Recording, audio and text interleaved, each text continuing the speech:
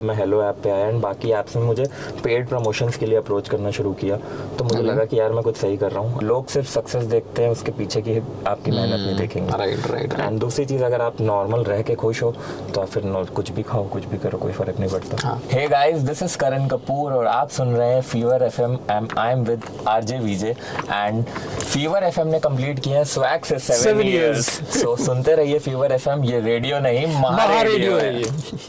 Hi everyone, this is RJ Vijay from fever FM, जिसे आप सुनते हो शाम को 5 सुनो फीवर एफएम पर। और आज इस वीडियो का मकसद ये है कि आपको उन सारे बड़े इन्फ्लुएंसर से हमें मिलाना है जिन्होंने हमारे यूपी में बहुत नाम किया है। और ये ऐसा इसलिए क्योंकि फीवर एफएम इस 11th of August को कंप्लीट करने जा रहा है स्वैग से 7 इयर्स, और ये सब आप लोगों की वजह से हुआ है। और आज जो सबसे बेहतरीन वाले इन्फ्लुएंसर है हमारे साथ, जो एक इन्फ्लुएंसर नहीं है बल्कि एक एथलीट है, मिस्टर वर्ल्ड है, mister Asia, mister India, mister Delhi, mister Himachal और न जाने कितने टाइटल्स होंगे इनके पास। And the one and only Karan Kapoor from Kanpur. Thank you so much. हाँ जी, कैसा लग रहा है मुझसे मिलके? बहुत अच्छा लग रहा है। आपको कैसा लग रहा है मुझसे मिलके? अरे यार, बस ये उल्टा पड़ गया यार अभी तो तेरे। सो करण भाई, एन एथलीट, ठीक है, mister Himachal, mister UP, mister Delhi, और कौन कौन से राज्य रह गए आपके पास, ये बता दीजिए जो कवर करना। पंजाब, मिस्टर पंजाब एंड इनके आगे भी हैं, मतलब mister north India 4 bar, mister Delhi 4 bar, mister UP 3 bar, mister Punjab 2 bar, mister Himachal 2 bar, mister India 3 bar and mister Asia 1 बार था और मिस्टर वर्ल्ड 1 बार। कुल मिला के अगर एक बार भी अगर सब जगह कर दूं तो पूरे राज्य कवर कर देगा यार ये इंसान है। भाई थोड़ा सा आप अपने बारे में बताएंगे? जी, एक्चुअली मैंने स्टार्ट किया था, जब मैंने स्टार्ट किया तो मुझे पता नहीं था कि मैं इन्फ्लुएंसर बनता जा रहा हूँ। मुझे बाद में मतलब इन्फ्लुएंसर्स ने बताया कि आप इन्फ्लुएंसर हो, फिटनेस इन्फ्लुएंसर हो। एंड मैं बस अपनी वीडियोस पोस्ट करता था फिटनेस की, एंड जब मैं अपना बॉडी ट्रांसफॉर्मेशन कर रहा था एंड प्रोफेशनली मैंने 2017 में स्टार्ट किया था। और from there 2023 I am still working as an athlete. और अब फिटनेस मॉडल कह लो आप, मॉडलिंग एज एन कि मैं फिटनेस ब्रांड्स प्रमोट करता हूँ और फैशन ब्रांड्स भी प्रमोट करता हूँ, फैशन शो जज करता हूँ, फैशन ब्रांडिंग करता हूँ एंड मॉडलिंग करता हूँ। सो बहुत सारी चीज़ें एक साथ आ गई एंड अच्छा लगता है जब लोग इतना सारा प्यार करते हैं, इतना सपोर्ट करते हैं। बस ऐसे ही लड़के मुझे अच्छे नहीं लगते हैं जो पूरा का पूरा ग्लैमर छीन के ले जाते हैं यार हर जगह से यार। अच्छा करण भाई, ये बात बताइए, बहुत सारे लोग होते हैं, बहुत सारे ऐसे लड़के होते हैं जो बॉडी बिल्डिंग में तब जाते हैं या तो ब्रेकअप हुआ हो, ठीक है, या तो बहुत उनके साथ स्कूल में या फिर कॉलेज में उन्हें बहुत टीज किया गया हो, है ना, या फिर इंसान खुद ही अपने कोई उसका रोल मॉडल होता है, किसी को देख लेता है। आपके लिए इन तीनों में से कौन सा था? मेरे लिए ये तीनों ही थे। तो ठुकरा के मेरा प्यार आपके साथ भी हुआ? हाँ जी, ठुकरा के मेरा प्यार मेरे साथ भी हुआ है और स्कूल में बुलिंग भी हुई है, घर में भी हुई है। घर में रिलेटिव, हाँ मतलब घर में इन द सेंस कि रिलेटिव्स में। अच्छा। सो जो कजन्स हैं मेरे। एंड उसके बाद इंस्पिरेशन आप कहिए कि जो रोल मॉडल मैंने बनाया वो थे मेरे लिए विद्युत जामवाल। विद्युत जामवाल फॉर यू। यस, सो वो सबके लिए एक इंस्पिरेशन है, मेरे लिए आप कह लो मेरे लिए एक लिविंग लेजेंड है वो। सो मैं उनको हमेशा ही बहुत प्यार करता आया हूँ और आप जैसे सब लोगों के लिए वो फोर्स मूवी से थे, मेरे लिए भी वैसे ही थे। सो मैं तब स्कूल में था और जब मैंने पहली बार उनको देखा तो मतलब मुझे था कि यार ये हीरो से ज्यादा विलन मेरे को अच्छा लग रहा है। पहली बार ऐसा हुआ था सच में भी। अगर विद्युत सर अगर इसे सुन रहे हैं ना तो सच में भी मैं भी बोलना चाहूंगा, बीइंग योर फैन, जब हम लोग भी स्कूल में थे ना, and we are of same age, right, तो जब हम लोग क्या कहते हैं, हम लोग जब स्कूल में थे और जब आपको देखा था ना विद्युत सर, ऐसा लगा था भाई जॉन अब्राहम का अपना तो नया हीरो विद्युत जामवाल। बस कसम से, मतलब वो सीन आज भी भुलाए नहीं भूलते उनके सारे।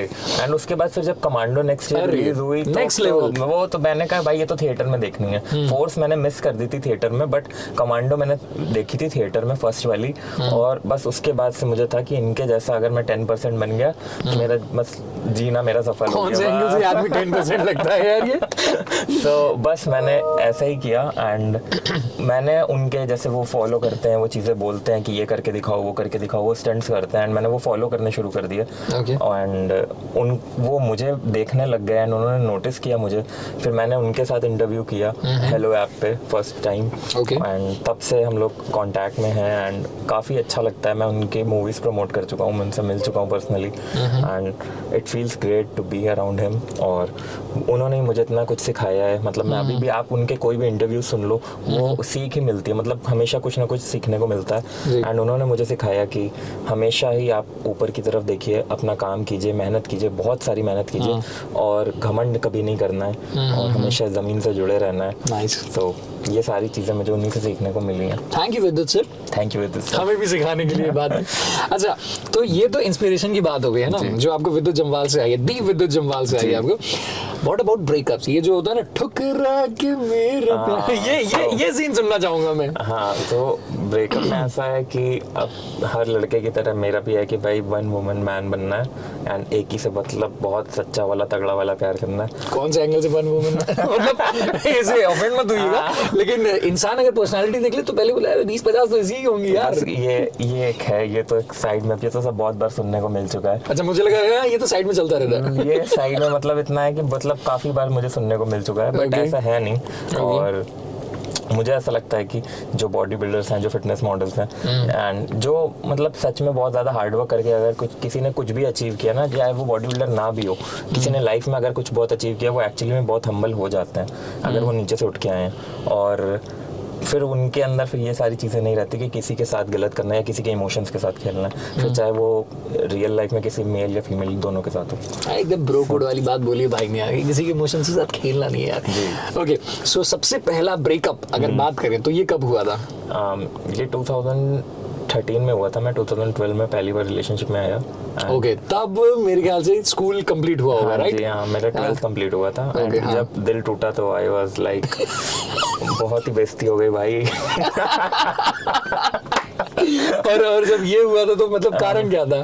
कारण ये था कि मतलब मुझे तो उसने बोला कि तुम्हारी बॉडी नहीं है, जॉब नहीं है। अब यार 12th पास 12th में कौन बॉडी? ए लड़कियों जितनी भी हो ना, पहले बता देते हम लोग है ना, 12th में कोई बॉडी और जॉब, ये कौन सी बात है यार? एंड मतलब उसको ये था कि मैं कुछ कर नहीं सकता लाइफ में, ये इस टाइप की चीज़ है। एंड मैं बहुत चबी था, बहुत मोटा था, तो she was like I am not good looking kind of guy, so average ही कह लो आप लोग। तो बस ये था कि मैंने कहा जिम जाके ना, और विद्युत सर को तब देख लिया था मैंने। और तब तो ये था कि भाई अब देख भी लिया है, अब बॉडी भी बनानी है, अब तो एक रीजन भी आ गया है। सब एक साथ मिल गया, एकदम सिंक्रोनाइज्ड, मतलब भगवान कह रहे थे ना ये पूरा कि बस अब यही करना है तुझे। तो मैं लग गया उस चीज में। फिर पढ़ाई लिखाई मतलब ऐसा हो गया कि भाई कॉलेज जाना कम हो गया था मेरा, पर जिम में रेगुलर अटेंडेंस लग रही थी मेरी। Nice, okay. तो कॉलेज का ऐसा था कि भाई लास्ट जैसे एग्जाम्स आते थे तो बस इजी नोट्स के रट्टे मारे, पास हो गए। एंड तो कुंजी आती थी जो अपनी, हाँ, बस सारे दोस्त बैठ के बस इजी नोट रट के घोल के पी गए और वो पास, बस उसमें 10 में से 4 भी आ गए तो पास हो गया पर। ठीक है। एंड उसके बाद ये था कि बॉडी बन गई, सही डायरेक्शन में जा रहा हूँ, मुझे इतना पता था कि मैं कुछ सही कर रहा हूँ। एंड फिर बाकी लोग, मेरे फैमिली एंड बाकी लोग भी सब ये बोलते थे कि बॉडी बनाने से कुछ नहीं होता। और जब मैंने ये स्टार्ट किया था तब एक्चुअली में मतलब इतना स्कोप नहीं था फिटनेस मॉडल्स तब नहीं थे, गिने चुने ही थे, एंड वो भी बाहर लंदन में थे, यूके में थे, एम्स्टर्डम में थे। एंड तब ये था कि भाई कोई भी फिटनेस मॉडल या फिटनेस का क्रेज नहीं था, as and only for stars and celebs. या तो फिर आप ह्यूज, वो बॉडी बिल्डिंग को लोग समझते थे कि कोई बहुत बड़ा ह्यूज बन जाएगा ये बॉडी बिल्डिंग, या अंडरवेयर पहन के करेगा। तब वो इंडिया में इंट्रोड्यूस नहीं हुआ था कि आप शॉर्ट्स पहन के ना मेंस फिजिक बनेंगे। सो मेंस फिजिक या बीच मॉडल, सो ये चीज़ें बहुत बाद में इंट्रोड्यूस है इंडिया में, अराउंड 2016 या 17 में ही आई थी। तब न्यू था एंड तभी मैंने स्टार्ट किया। एंड मुझे देख के अब मुझे ऐसा लगता है कि शायद जब मैंने स्टार्ट किया तो मुझे ही नहीं पता था कि मैं इतना कुछ कर सकता हूँ। एंड अब मैं बाकी लड़कों को बताता हूँ, ये जिम में जो आते हैं या मुझसे जो सोशल मीडिया पे पूछते हैं कि आप हमको अपनी तरह बनना है या हमें आपकी तरह बनना है, तो आप कैसे बना सकते हो? तो मैं बस इतना बोलता हूँ कि आप अपने ऊपर वर्क कीजिए, मेहनत कीजिए। और ये फील्ड ऐसी है कि आप जितना मेहनत करोगे उतना ही आगे जाओगे। इसमें कोई आपके ऊपर हाथ नहीं रखेगा या आपको किसी का दिया हुआ नहीं मिलेगा, या आप कोई सोर्स से या किसी चीट कोड से आगे नहीं बढ़ सकते। इसमें सिर्फ उतना ही है कि आपके पास जितनी मेहनत आप कर सकते हो, जितना अपने सैक्रिफाइस कर सकते हो, उतना ही आगे जा सकते हो। तो मैं अगर कहीं पे कुछ पहुंचा हूँ तो शायद मुझे ऐसा लगता है मैंने शायद बहुत ज़्यादा सैक्रिफाइसेस किए हैं, एंड आगे भी करूँगा क्योंकि मुझे और ऊपर जाना है और मेहनत मेरी रुकेगी नहीं। सो बस सबको यही कहूँगा। और सैक्रिफाइसेस की अगर बात करें तो कोई ऐसी 2 या 3 चीज़ें जो आपको लगता है यार ये मैंने त्याग दी, ये बहुत बड़ी बात थी मेरे लिए? सबसे पहली चीज़ कि मैं एक पंजाबी फैमिली से बिलोंग करता हूँ, तो खाना तो मतलब मेरे लिए बहुत ही ज़्यादा इम्पोर्टेंट है। ये सभी लोग छोले कुलचे, आलू के पराठे, हाँ जी, पराठे नहीं परोठे देसी घी वाले मक्खन के साथ, सुबह चाय नाश्ता ये सब, एंड मैगी खाना, दोस्तों के साथ बाहर घूमना। अच्छा, व्हाट अबाउट रंगीन पानी? हाँ जी, रंगीन पानी, सब कुछ मैंने ये मतलब सब कुछ ही एक तरीके से वो त्यागना पड़ता है। एंड ऐसा नहीं है कि आप कुछ भी खा लो, या एक कह लो कि अब बोलते हैं कि भाई एक निवाला खा ले अगर आप डाइट पे तो कुछ नहीं होता, या एक रोटी खा ले, आज चीट कर ले, बाद में कर लेंगे, ऐसा नहीं होता है हम लोग के लिए, तो मेरे लिए तो बिल्कुल नहीं होता। और मैं सबसे यही कहूँगा कि अगर आप किसी चीज़ को पाना चाहते हो तो आप उसके लिए पूरा डेडिकेशन एंड पूरा सेक्रीफाइस करो। कुछ बीच का रास्ता नहीं होता कि आज थोड़ा सा खा ले या थोड़ा सा चीट कर ले। इन शॉर्ट, मंडे से करेंगे ये नहीं होना चाहिए, जो करना है अभी से करना है। या तो आप अभी करोगे या तो आप कभी नहीं करोगे। And if you want to be something, आप कुछ बहुत बड़ा अचीव करना चाहते हो तो उसके लिए बहुत बड़े सेक्रीफाइसेस करने पड़ेंगे। लोग सिर्फ सक्सेस देखते हैं, उसके पीछे की आपकी मेहनत नहीं देखेंगे। राइट। एंड दूसरी चीज, अगर आप नॉर्मल रह के खुश हो तो आप फिर कुछ भी खाओ, कुछ भी करो, कोई फर्क नहीं पड़ता। हाँ, तो ये अपना अपना टारगेट है सब किसी का। मैं खुश हूँ, मेरे एनीवेज, no, हम लोग खुश हैं कि हम आपको सुनते हैं and you are doing great, and मैंने आपको सुना हुआ है तो सच में बहुत मज़ा आती है। सो हर किसी का अपना अपना लेवल होता है, आप अपने अपनी फील्ड में बहुत अच्छा करते हैं, तो जो आप करते हैं वो शायद कोई और नहीं कर सकता। ये मैंने नहीं बोला था इनको बोलने को, पहले मैं बता देता हूँ। पैसे भी नहीं दिए मुझे। पैसे तो बिल्कुल भी नहीं दिए। क्या है? ये मेंशन करना जरूरी नहीं था मेरे ख्याल से। ओके, अच्छा ये बताइए, जो आपका जो 12th में जो ब्रेकअप हुआ था, है ना, जो उसने ठुकराया था और कहा था कि तुम कमाते नहीं हो, वो भी 12वीं में, है ना, तो अब वो मिली उसके बाद से? हाँ जी, वो आई थी, बहुत बार आई थी। कब की बात थी ये बात है अराउंड 3 साल बाद की।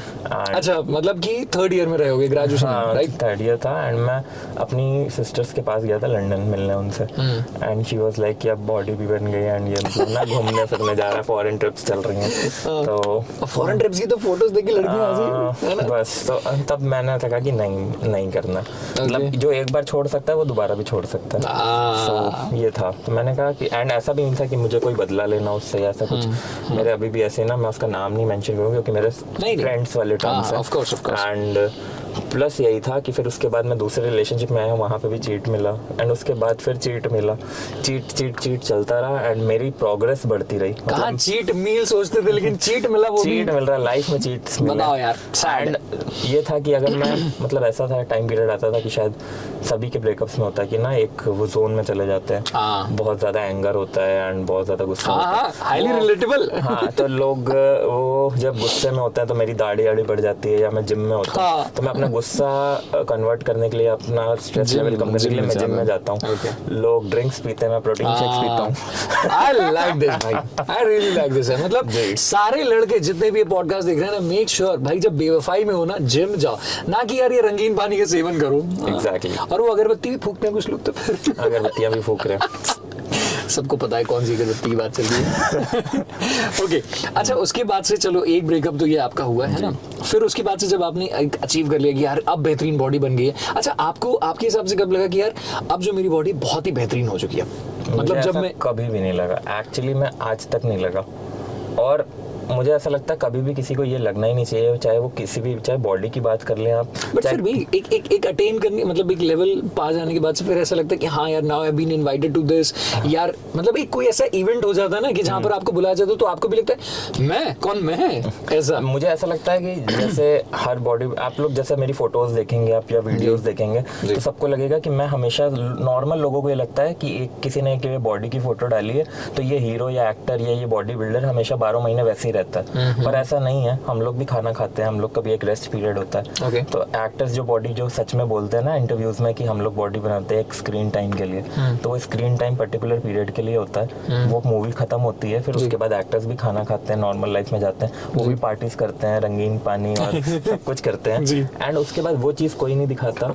और मैं भी ये सच बोलूँगा कि यार ऐसा नहीं कि मैं 12 महीने एकदम ना 6 पैक लेके घूम रहा हूँ या ऐसा बिल्कुल स्टेज कंडीशन पे रहूँगा या आप मुझे कहो कि अभी शर्ट उतार दे तो स्टेज पे चला जाए, ऐसा नहीं होने वाला। Okay. सो हम लोग का भी है कि हम लोग के लिए यार नॉर्मल रोटी खाना, दाल चावल खाना और आलू के पराठे खाना, ये सब हमारे लिए भी है ज़रूरी, और हम लोग भी इंजॉय करते हैं लाइफ। बस ये होता है कि हम लोग को अपना टाइम पीरियड सेट करना पड़ता है कि हमें कब बॉडी दिखानी है, कब स्टेज के लिए प्रिपेयर करनी बॉडी, और वैसे ही एक्टर्स का भी होता है कि उन्हें कब किस मूवी के लिए बॉडी प्रिपेयर करनी है, एंड उसके बाद फिर वो नॉर्मल लाइफ जीते हैं। Okay okay. अच्छा, जैसे आप बता रहे थे कि आप कभी अपनी जब बातें हो रही थी तो आपने कहा था मैं एक मोटा बच्चा हुआ करता था जो बेड पे बैठ के चिप्स खाया करता था जी। ये मैं सुनना चाहूंगा कि 12th में तो आपको वो एक रीजन मिला जब आपका ब्रेकअप हुआ, राइट?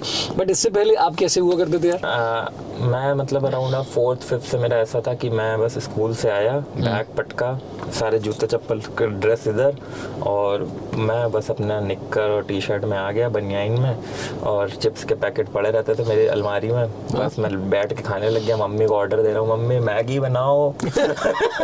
एक तरफ मैगी आ रही, एक तरफ फ्रिज से कोल्ड ड्रिंक निकली, बस अब मैं बैठ के ठूस रहा हूँ। मजा नहीं लाइफ। हाँ, 5 बजे से पोकेमॉन से लेके रात को 10 बजे तक। भाई 5 बजे पोकेमॉन, 5:30 बजे बेब्लेड, फिर 6 बजे बेन 10, ऐसे सारे कार्टून्स निपटाने हैं मुझे, और 10 बजे तक मैं टीवी के आगे से हिलता नहीं था। एंड ऐसा हो गया था कि मम्मी वाज लाइक कि यार ये तो गया लड़का, कुछ नहीं हो सकता। फिर मम्मी का भी खाता रहता है, मोटा हो गया है, कुछ बाहर खेलने ही चला जाया कर, तेरे उम्र के बच्चे बाहर खेलते दौड़ते हैं, छुपन छुपाई, पकड़न पकड़ाई, ये सब खेला कर, क्या बैठा रहता है ये वो। मम्मी मतलब ट्रू क्रिटिक। एंड फिर मेरी सिस्टर्स भी, उनका भी यही था कि कोई लड़की नहीं मिलेगी, ऐसी हाइट रुक जाएगी तेरी, ऐसी बैठा रहता है और मोटा होए जा रहा है और मोटा होए जा रहा है। तो मेरी हाइट होगी अराउंड उस वक्त 4-3.5 foot, and when I was in class 5th 6th, and मेरा वेट था अराउंड 80 kg। तो इतनी हाइट पे इतना वेट तो बहुत ज़्यादा अजीब सा गोल मटोल था मैं।